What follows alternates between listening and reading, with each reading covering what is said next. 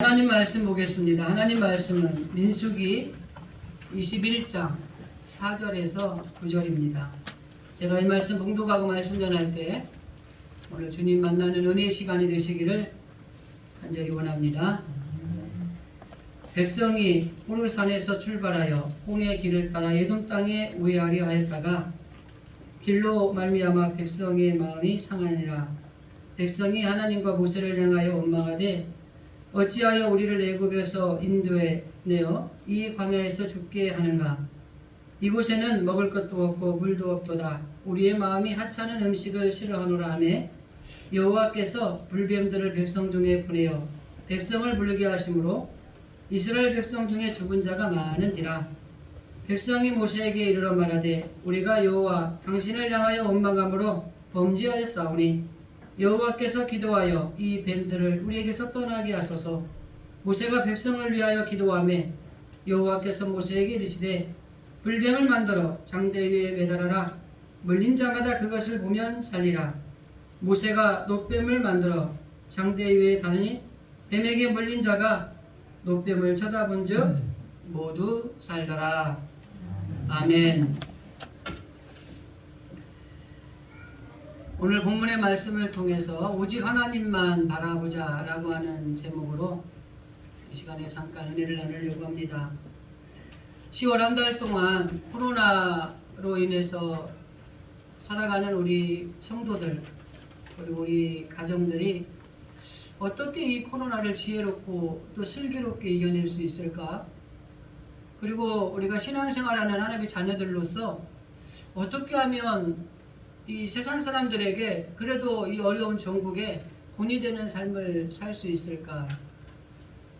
이 부분에 대해서 기도하고 또 고민하고 또 생각하면서 10월 한 달은 슬기로운 신앙생활이라고 하는 주제를 통해서 우리 성도들이 코로나 이 시기를 어떻게 지혜롭게 이겨내고 또 어떻게 또 신앙인으로서 본이 되는 삶을 살아갈 수 있을까? 이 부분에 대해서 말씀을 나누고 있습니다.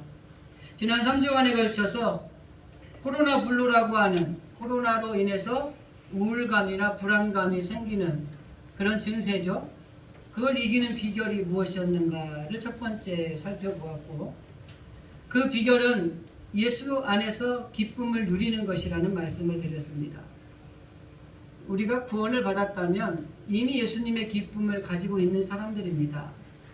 그렇기 때문에 이 코로나로 인해서 우울감, 또 불안감, 두려움, 상실감 이런 일들이 많이 일어나고 있죠. 사회 전반적으로 너무 많은 변화가 일어났습니다. 예전에 살아보지 못했던 그런 삶을 살아가고 있어요. 신앙생활도 마찬가지고.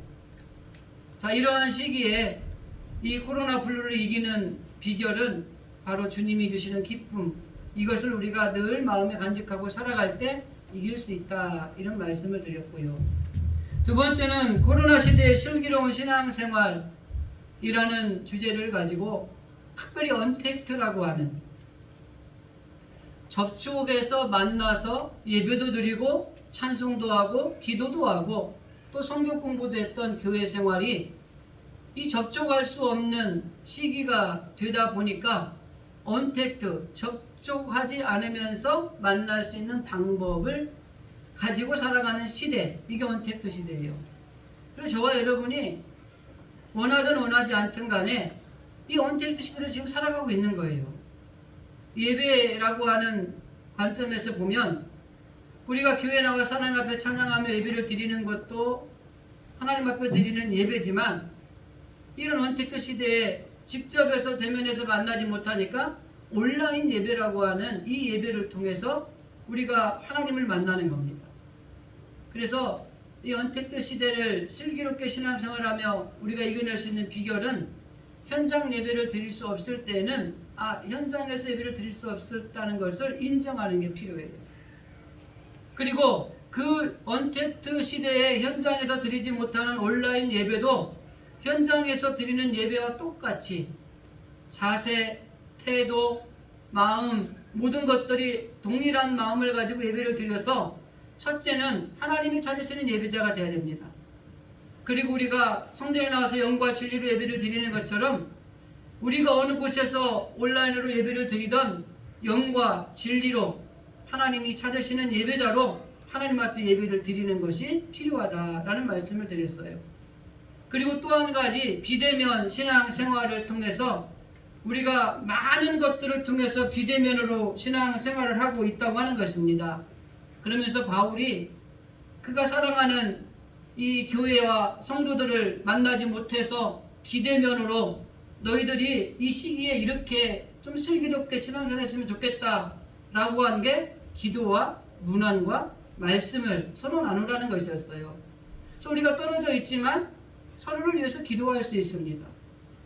우리가 떨어져 있지만은 문안할 수 있습니다. 요즘에는 떨어져 있어도 얼굴도 볼 수 있어요. 시대가 발달을 해서 화상전화가 되잖아요. 그러니까 우리가 기도와 말씀과 문안이라고 하는 것들을 통해서 떨어져 있지만 이 비대면 신앙생활을 또 잘하는 것이 슬기로운 신앙생활이다. 이 말씀을 드렸어요. 세 번째는 코로나 시대에 흔들리지 않는 신앙생활을 해야 된다는 말씀을 드리면서 위기가 오는 이러한 상황 속에 사람들은 실상을 바라보고 그 실상이 우리에게 무엇인가를 해결해 줄 것 같지만 그것은 허상인 경우가 많이 있다라는 말씀을 드렸어요. 그러면서 정말 오직 유일한 실상인 하나님을 바라보고 하나님 앞에 기도하는 것이 중요하다라는 말씀을 드렸습니다. 어렵습니다. 제가 만나는 사람들 하나하나 이야기를 들어보면 다 힘들다 그래요. 그 이야기를 들어보면 너무 마음이 안타까워서 괜히 이 코로나 블루가 이 목회자인 저한테도 오는 거예요. 그런데 목사가 할 수 있는 말이 그 말이에요. 이러한 위기 가운데에서도 정말 우리가 그럼에도 불구하고 기도해야 된다. 더 나아가서 정말 기도함으로 하나님이 언제나 우리와 함께 계신다는 사실을 믿고 믿음의 눈을 가지고 우리가 하나님을 바라보는 것이 정말 우리가 이 흔들리지 않는 이 신앙을 가지고 우리가 이겨낼 수 있다라는 말씀을 드렸습니다. 정리를 해드리는 것은 10월 한 달 동안 우리가 코로나 시기에 이 코로나를 이겨내야 되고 또 이거를 어떻게 우리가 신앙인이 본이 될까 말씀을 나눴는데 또 다 잃어버릴 수도 있고 또 까먹을 수도 있어서 한번 정리해드렸고요. 오늘 마지막 시간으로 오직 하나님만 바라보자. 앞에 말씀드린 세 주간에 말씀드린 것들을 가지고도 우리가 코로나를 잘 이겨낼 수 있습니다. 그리고 우리가 많은 사람들에게 본이 되는 삶을 살 수도 있어요. 그런데 결론적으로 이 모든 것들의 핵심이 하나로 모아지면 뭐냐면 오직 하나님만 바라보자라는 겁니다. 이 시대가 어렵고 힘들고 정말 우울감을 주고 불안하게 만들고 정말 두려움이 엄습해오게 되는 이 세상을 살아가지만 이 땅에 있는 것들을 바라보는 것이 아니라 하나님을 바라보자는 거예요. 그게 이 코로나 시기에 우리가 이 어려운 것들을 이겨내는 가장 결론적인 비결이라고 하는 것을 마지막으로 여러분들하고 함께 은혜를 나누려고 합니다. 그 오헬리라고 하는 미국의 단편 소설가가 쓴 마지막 입새라고 하는 그 이야기에 나오는 내용입니다. 가난한 예술가였던 그 사람들이 모여 사는 동네에 수라고 하는 사람과 존 씨라고 하는 사람이 이 공동으로 모여서 살아가는 방에 같이 살았어요. 그런데 이 존 씨라고 하는 사람이 이 폐렴이 걸린 거예요. 근데 그들이 머무는 곳에 창문 밖에 보면 나무가 있는데 그 나무가 이게 하루하루 갈수록 나뭇잎이 자꾸 떨어지는 거예요. 이 존 씨가 그 나무를 보면서 이렇게 생각을 합니다. 저 나뭇잎이 다 떨어지면 나도 죽게 될 거야. 그런데 그 아래층에 사는 노화가인 베이먼이라고 하는 사람이 그 사실을 알고 막 비가 오는데 그 창문 밖에 있는 그 벽에다가 이 나무를 그리고 이 마지막 잎새를 하나를 탁 그려놓은 거예요. 그리고 이 다음날 아침이 되면 이 존 씨라고 하는 이 사람이 수라고 하는 사람에게 창문을 한번 커튼을 걷어줘 보라고. 그러면 오늘은 과연 잎새가 남았을까? 근데 열어보면 남아있는 거예요. 다음날도 남아있고, 그래서 이 사람이 희망을 가지고 이 폐렴이 치료가 됐어요. 그래서 그 안에 살던 베이먼이라고 하는 그 노화가는 폐렴으로 죽게 됐습니다. 여러분, 이 이야기를 통해서 우리가 배울 수 있는 것이 여러 가지가 있을 것입니다. 저는 오늘 말씀과 좀 연계해서 오늘 이 말씀 이야기를 통해서 중요한 게 있어요. 무엇을 보느냐에 따라서 사람의 인생이 달라진다고 하는 것입니다. 좋은 것과 좋은 사람을 만나고 보고 또 그렇게 살아가면 좋은 사람이 됩니다.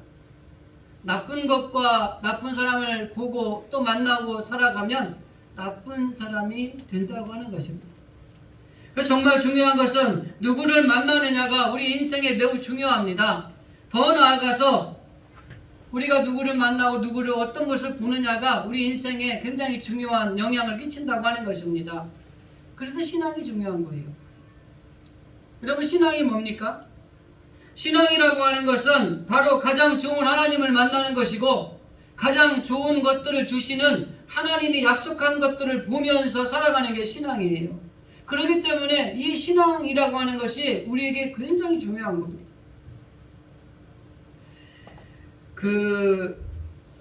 사람들이 이야기하기를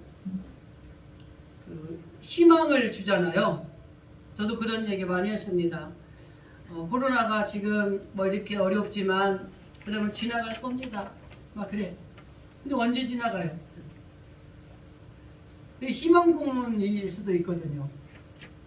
근데 여러분, 희망이 우리에게 완전한 근거가 없으면 이거 희망 고문이에요. 그냥 너무 가난해. 돈이 없어. 근데 돈이 나올 구멍이 없어. 근데 우리가 그 가족이 앉아서 그러는 거예요. 돈 나올 때가 있을 거야. 언제 나오냐는 거예요. 뭐 예를 들어서 3개월 후에 우리가 정말 힘든 가운데 적금을 들었는데 1,000,000원짜리를 탈 수 있다. 이 희망이 있으면 사는 거예요. 근데 그것도 없어요. 이거 희망 고문인 거예요. 여러분, 우리가 이 땅에 살아가면서 정말 절망하고 낭망할 일들이 많이 있어요. 그런데 희망의 근거가 우리 가운데 분명히 있으면 그거는 더 이상 우리에게 고난이나 어려운 문제가 아니라고 하는 겁니다. 그래서 근거가 되는 것, 정말 중요한 건 뭐냐? 오직 하나님께 있다고 하는 것입니다. 그래서 로마서 15장에 보면은 바울이 하나님을 가리켜 이렇게 고백합니다. 하나님은 우리의 소망이 하나님이시다. 여러분, 우리의 희망은 하나님께 있는 겁니다.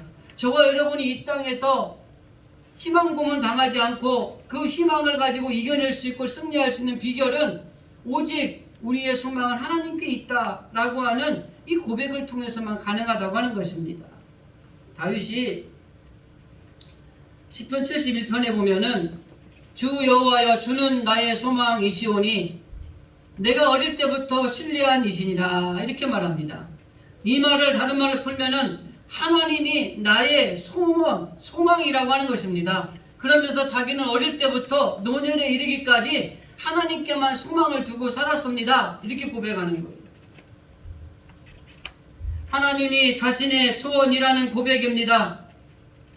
어릴 때부터 노년에 이르기까지 나는 오직 하나님께 소망을 두고 하나님만을 의지하며 살았습니다. 이렇게 고백하는 거예요. 이게 바로 희망 고문이 아닌 거예요. 여러분, 그렇다면 신앙이라는 게 여러분 무엇일까요? 신앙. 한문으로 믿을 신자에다가 우러를 앙자를 씁니다. 믿는 이를 우러로 본다는 뜻이에요. 이것을 우리의 종교적, 성경적으로 풀면은 믿음으로 하나님을 바라보는 것이 신앙입니다. 여러분은 신앙생활을 하십니까? 우리가 그렇게 표현하잖아요. 우리 신앙생활 잘 합시다. 이 말은 뭐냐면은 믿음으로 하나님을 바라봅시다, 이 말이에요. 그럼 정말 내가 신앙생활을 잘합니까?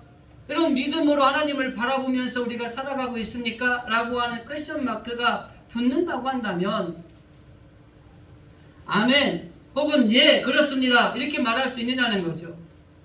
그래서 신앙이라고 하는 것은 시선의 문제입니다. 세상을 바라보느냐, 하나님을 바라보느냐, 문제를 바라보느냐, 하나님을 바라보느냐. 이 시선의 문제예요. 그래서 신앙생활을 잘하는 사람은 이 시선을 하나님께 두고 빼앗기지 않는 거예요. 근데 신앙생활을 하긴 하는데 신앙생활을 잘 못하는 사람들은 하나님을 보다가 막 세상 봤다가 문제 봤다가 걱정거리 봤다가 염려 봤다가 뒤죽박죽이 된 거예요. 그러니까 우리가 신앙이라고 하는 거에 대해서 분명한 이 근거를 가지고 있는 게 필요합니다. 오늘 본문의 말씀이 한 사건이 등장을 합니다. 이 사건에서는 신앙이 무엇인가, 즉 신앙의 원리를 정확히 가르쳐주고 있는 말씀이에요. 그냥 결론적으로 먼저 말씀을 드리고 좀 풀어나갈게요. 신앙의 원리, 신앙은 하나님을 바라보는 것이다. 그런데 이 하나님을 바라보는데 꼭 필요한 게 뭐냐면 믿음이 있어야 된다는 거예요. 그래서 신앙이 믿음으로 하나님을 바라보는 겁니다. 오늘 우리가 읽은 본문의 말씀 보면은 이스라엘 백성들이 애굽에서 자유와 해방을 맞이했습니다. 그리고 지도자 모세에 의해서 이 광야 생활을 쭉 끌어오고 있는 거예요.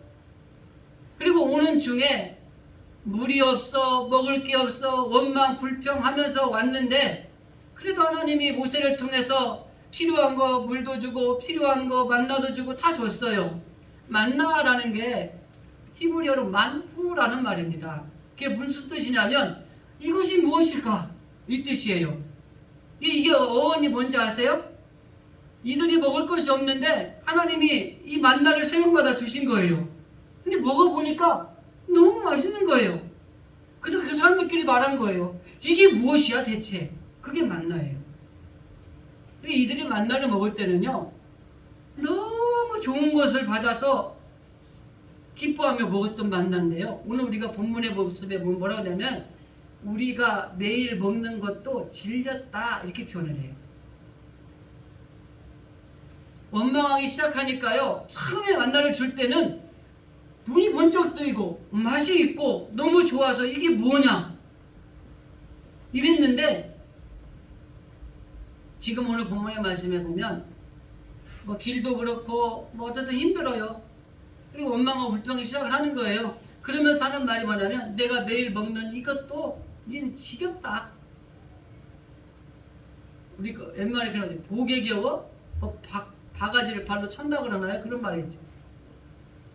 지금 이스라엘 백성들이요 복에 겨운 거예요. 뭐 지금은 그런 시대는 아닐 겁니다만은 뭐 지금도 그런 분들이 있을 수도 있을 것 같아요. 우리나라에도 먹을 게 없어서 힘들어 골마가는 사람들이 있을 것 같아요.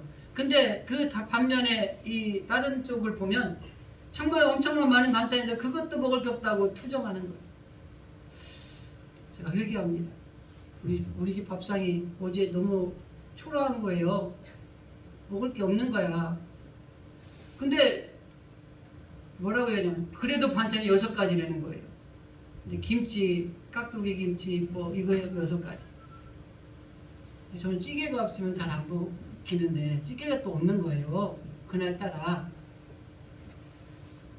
근데 한 공기를 뚝딱 먹었어요, 밥은. 이스라엘 백성들의 모습이 아마 그런 모습이 아닐까 하는 생각을 합니다. 자, 그런 시기에 이들이 원망을 한 거예요. 근데 하나님이 싫어하는 게 뭔지 알아요? 원망하고 불평하는 거, 불신앙을 싫어해요. 그 하나님이 징계를 하는 거예요. 이제 참다 안 되겠다. 뭘 해줘도 불평하고 또 좀 좋아졌다가 또 싫어지면 불평하고. 그러니까 불뱀을 풀어버린 거예요. 불뱀은요 불긋불긋한데요 독성이 굉장히 강한 뱀입니다. 그래서 그거한테 한번 물리고 나면요 사람에게 고열이 나요. 그 열이 나고 그 고통 때문에 죽어가는 거예요. 오늘 본문의 말씀에 보니까 이스라엘 백성들이 하도 이렇게 불평하고 원망하고 하나님에 대한 신앙이 불신앙. 신앙은 뭐예요?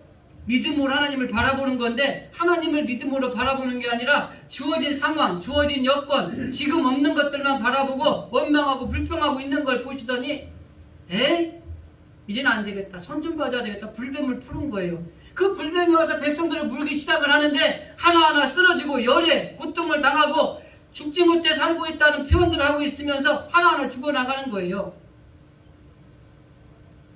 여러분 하나님이 주신 것들 가운데 우리가 감사하고 하나님을 찬양하지 아니하고 그 주신 것들에 대해서 원망하고 불평하면 하나님은 언젠가는 우리에게 불뱀을 보내실 수 있다고 하는 것 여러분 기억하셔야 돼요.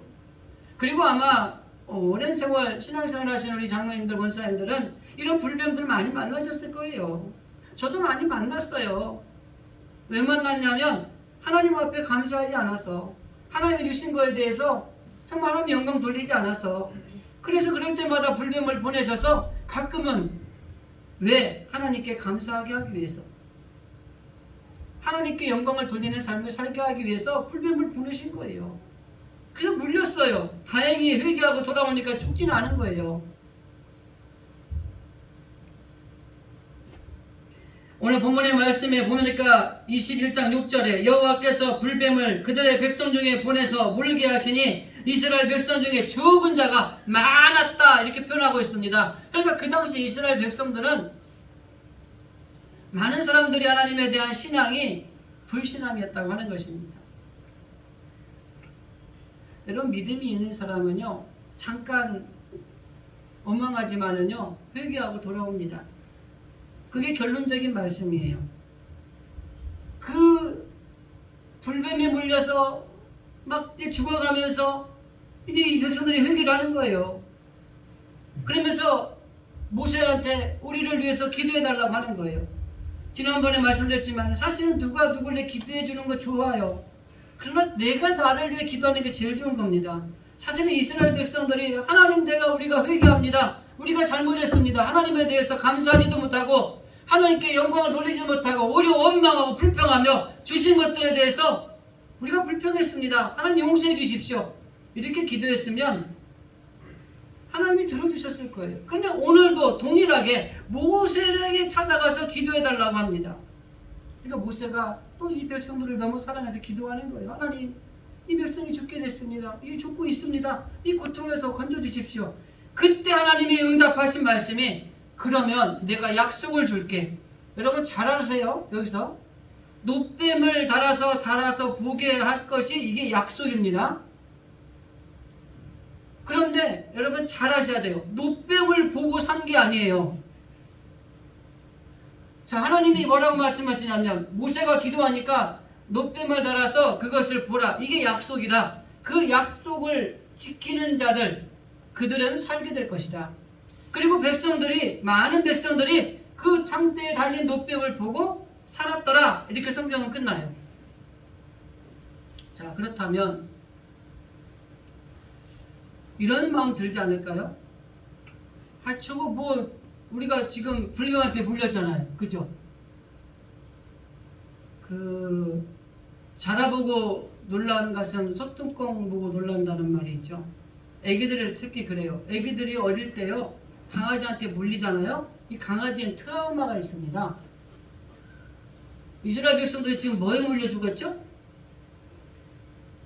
호랑이한테 물려 죽은 거 아니고 불뱀한테 물려 죽은 거예요. 근데 불뱀을 달아놓고 그걸 보라는 거예요. 여러분 보기 쉬운 거 아닙니다.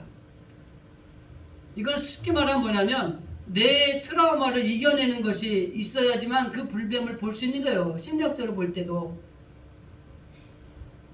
그거에 물려서 죽고 그거에 물려서 고열나서 지금 힘들어하는데 그걸 달아놓더니 그걸 보면 산다는 거예요. 기겁을 할 일이죠. 그거 봤다가 더 병이 도질 것 같고 더 어려울 것 같고 당장 죽을 것 같은데 그걸 보라는 거예요. 이게 약속이에요.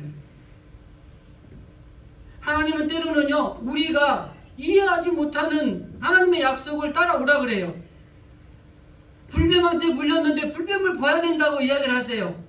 우리는 전혀 볼 수 없다고 판단을 하지만 하나님 그걸 봐야 된다고 얘기를 하세요. 그 이유는 딱 한 가지예요. 불뱀, 그 장대에 단 놋뱀이 능력이 있는 게 아니라 하나님이 그것을 보아야지 너희들이 살게 된다는 하나님의 약속이 있기 때문에 그걸 봐야 사는 거예요. 그게 믿음이에요. 오늘도 마찬가지입니다. 예수님이 우리를 대신해서 돌아가신 그 믿음을 고백하면 우리가 구원을 받은 거잖아요.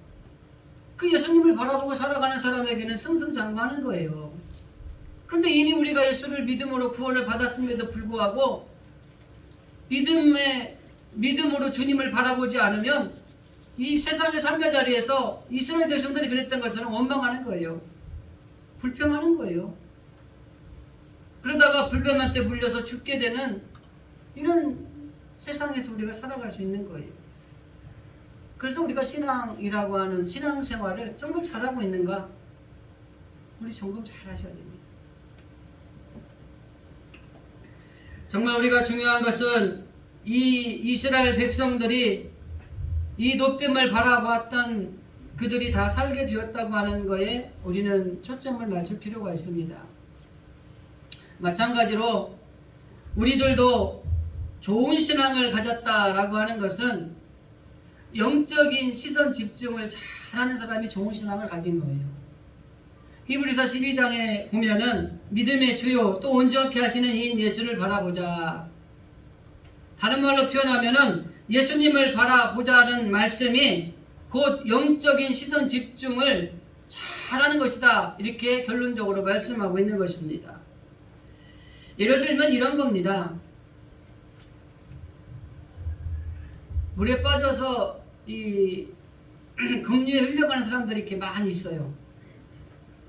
그런데 이 구조하러 온 사람이 노프를 탁 던져준 거예요. 네? 살려면 노프를 잡으세요. 이렇게 얘기를 한 거예요. 그런데 그 사람들 중에 수영을 잘하는 사람이 있어. 그러니까 로프가 내 앞에 왔는데 나는 내 수영 실력으로 충분히 내가 살아날 수 있다 그러고 로프를 안 잡고 수영을 해 나가는 사람이 있어요.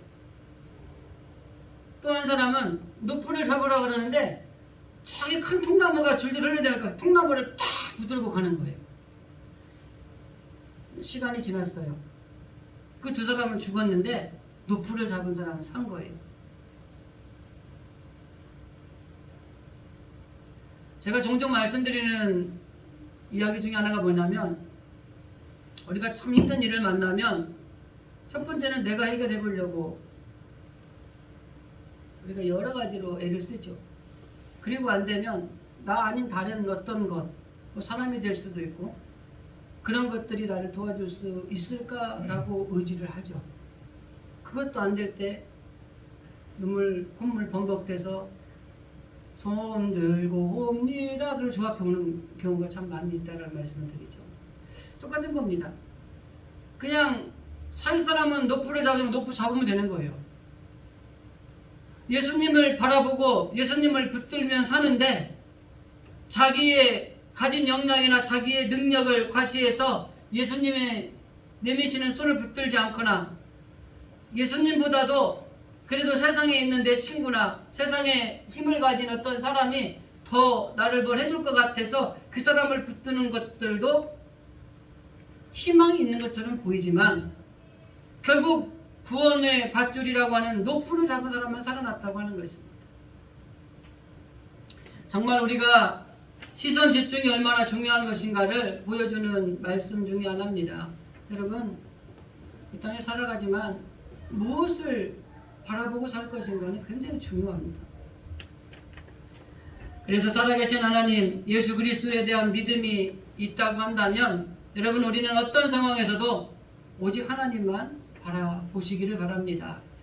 그렇다면 지금 현재 우리가 당하는 이 코로나로 정말 코로나 블루 언택트 시대 정말 이 어려운 위기 상황 이런 가운데서도 오직 하나님만 바라보는 이 굳건한 신앙을 가지고 있기만 하면 어떠한 가운데에서도 하나님은 우리가 이겨낼 수 있는 하나님의 구원자로서 우리를 늘 이끌어주신 하나님이라는 걸 우리가 기억해야 된다고 하는 것이죠. 이렇게 하나님을 바라보는 자에게 주어지는 축복이 있습니다. 구원의 축복, 치유의 축복, 승리의 축복입니다. 오늘 이스라엘 백성들이 뱀에 물려 있었다가 그 놋뱀을 바라보는 사람들이 살아났다는 말씀을 했어요. 사실 바울은 이 예수님을 바라볼 때의 죄와 사망에서 건짐을 받는다라는 말씀을 자주 합니다. 로마서 8장 6장에 보면은 죄의 삭슨 사망이요 하나님의 은사는 그리스도 예수 안에 있는 영생이다 이런 말씀을 합니다. 그래서 믿음이라고 하는 것이 우리의 신앙에 요구되는 거예요. 사실 이 이스라엘 백성들도 노뱀을 바라볼 때 그들에게 요구되는 게 믿음입니다. 오늘날 이스라엘 살아가는 저와 여러분들에게 주님을 바라보고 살아가는데 우리에게 요구되는 게 믿음이에요. 사실 우리의 실상의 눈에 보이는 건 현실이에요. 그러나 우리가 보이지 않지만 우리를 대신해서 십자가에 돌아가시고 우리를 구원하신 그 예수님, 그 예수님을 바라볼 때에 우리가 이 땅에 있는 모든 삶의 자리에서 이겨낼 수 있는 겁니다. 그런데 그 예수님을 바라보는 것도 우리의 믿음이 요구되는 거예요. 이스라엘 백성들이 노뱀을 바라보는 것도 굉장한 믿음이 요구되는 겁니다. 아까 제가 심리학적, 정신학적 용어로 트라우마를 이겨내야 바라본다는 말씀을 드렸어요. 그래서 정신의학에서는요, 이 아이들 아까 강아지한테 어릴 때 물린 아이는 강아지를 무서워해요. 근데 그것을 이겨내기 위해서 직접적으로 그 강아지와 친해지게 만드는 치료법을 씁니다. 불뱀에 물려서 죽어가던 이스라엘 백성들이 그 불뱀을 바라보아만이 살아가는 이 시대 믿음, 이게 요구되는 것이 바로 그 당시에 이스라엘 백성들에게 요구됐던 겁니다. 그래서 철저하게 우리는 어떤 경우에도 이 쇠붙이라고 하는 노뱀이 중요한 게 아니라 하나님의 약속이고 우리의 믿음을 요구하는 그 하나님의 놀라운 은혜가 그 안에 있다는 것을 우리가 알아야 된다고 하는 것입니다.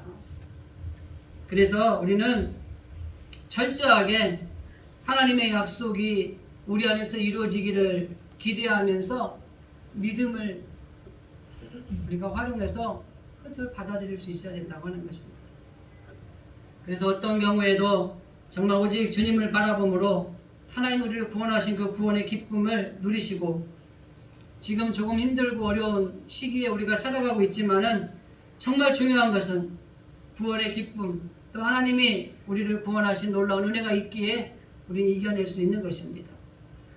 두 번째, 하나님을 바라보는 자에게 주어지는 축복이 치유입니다. 아담 이후로 인간에게는 질병과 고통이 왔죠. 그래서 우리는 누구라 할 것 없이 육체를 가지고 살아가는 동안에는 질병과 육체 속에서 허덕일 수밖에 없는 인생입니다. 우리가 연세 드신 분들 여쭤보면은 종합병원이에요. 종합병원. 안 아픈 데가 없으세요. 근데 연세 드신 분들은 그렇다고 치는데 젊은 사람들도 보면은 젊은 사람들도 종합병원이 많아요. 그만큼 육체를 가진 우리는 이 질병으로 고통받으며 살아갈 수밖에 없는 것입니다. 그래서 하나님이 그래도 우리가 감사한 것은 하나님께서 우리에게 치유를 축복해 주신다는 거죠. 즉, 이 모세가 출애굽기에 보면은 하나님이 그 자신을 모세에게 그리고 이스라엘 백성을 소개할 때 이렇게 말합니다. 나는 너희를 치료하는 여호와라. 즉 여호와 라파, 치료하신 하나님이라 이렇게 말씀하는 겁니다. 그래서 하나님께서 우리를 의학적으로 치료해 주는 것을 일반 은총이라고 얘기를 해요. 그리고 신앙적으로 치료하는 걸 특별 은총이라고 해요. 사람의 눈에는 육안이 있고 영안이 있어요. 육안은 눈에 보이는 걸 보는 것이고 영안은 보이지 않는 이 부분의 세계를 보는 것을 영안이라고 합니다. 그런데 우리가 하나 여기서 기억해야 될 것은 이 일반 의학에서 고침을 받는 것들도 하나님의 일반적인 은총이 깃들여져 있어야지 가능하다는 겁니다. 예를 들면 이 코로나 시대의 어려운 가운데 살아가는 데 있어서 이 코로나가 이 치유되고 회복되고 해결되는 것도 하나님이 개입해 주심으로 은혜가 임할 수 있는 것입니다. 에디슨이 학교 다닐 때는 엉뚱해서 좀 그랬지만은 이 발명왕이잖아요. 이분이 이야기하기를 천재는 99%의 노력과 한계 1%의 영감으로 이루어진다라는 말을 했어요. 노력이 굉장히 강조한 것처럼 보이지만은요, 100이 되기 위해서는 일이 없으면 100이 안 되는 겁니다. 그래서 정말 중요한 것은 이 하나님이 주시는 영감이 더 필요하다고 하는 것입니다. 그래서 의학자들이 코로나19 백신과 치료제를 개발하느라고 엄청 각 세계적으로 연구를 하고 노력을 하고 힘을 쓰고 있어요. 그런데 여러분, 여기 하나님의 은혜가 임해야 되는 겁니다. 하나님이 지혜를 주시고 하나님이 은혜를 베풀어 주시고 그래서 그 치료제가 그 백신이 나올 수 있도록 해달라고 기도해야 되는 거예요. 렘데시비르 그 약을 미국에서는 치료제로 그 대통령이 인정을 하겠다고 올렸다고 그러더라고요. 근데 우리나라에서는 또 그걸 쓴 사람 중에 또 부작용이 많았다고 얘기도 하고, 치료제 하나 백신이 만들어진다는 게 굉장히 어려운 겁니다. 정말 중요한 것은 일반 은적인 의학과 더불어서 특별히 성도들을 통해 하나님이 주시는 특별한 은총을 가지고 하나님은 우리를 치유하시는 놀라운 축복을 주신다는 사실을 여러분, 우리가 하나님을 바라보는 자가 바로 느끼고 깨닫는 것이라고 하는 것입니다. 예수님을 우리가 믿고 의지하는 사람 가운데 철저하게 어떤 경우에도 하나님의 약속을 붙들고 기도함으로 정말 여호와 라파이신 하나님, 그분을 바라보십시오.